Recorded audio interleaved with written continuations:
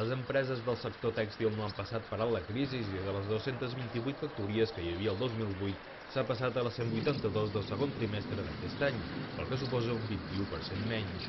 Així ho revela l'anàlisi econòmic i financer del tèxtil i la moda a Girona, elaborat per la patronal de la petita i mitjana empresa, que constata una clara tendència a la baixa del tèxtil i la moda. El sector reclama una normativa més exigent a nivell internacional, sobretot per fer que grans multinacionals o, per exemple, la potent indústria xinesa segueixi les mateixes línies que es demanen a la petita i mitjana indústria que hi ha aquí.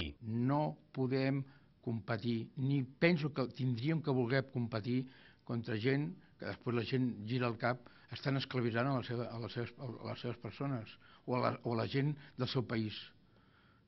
Jo quan em diuen al nostre país hem de tirar enrere a nivell de sanitat, a nivell de formació, l'I+D+I del nostre país és vital. I amb el tèxtil ja s'ha acabat fer llençols i tot allò. El tèxtil serà amb un alt component tecnològic.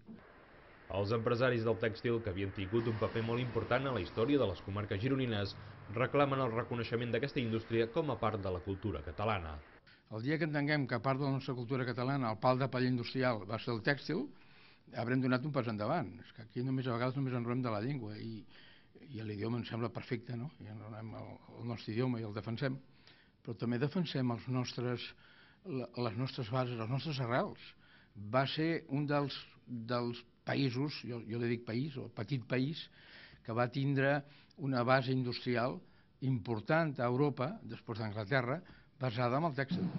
La Pimec ha posat en marxa un pla estratègic per solucionar la situació del sector, en què s'aposta per l'especialització de les petites i mitjanes empreses presents a la demarcació com a un dels camins a seguir i que aquests vagin lligats a una millor cooperació empresarial que permeti la participació de tots els seus subsectors.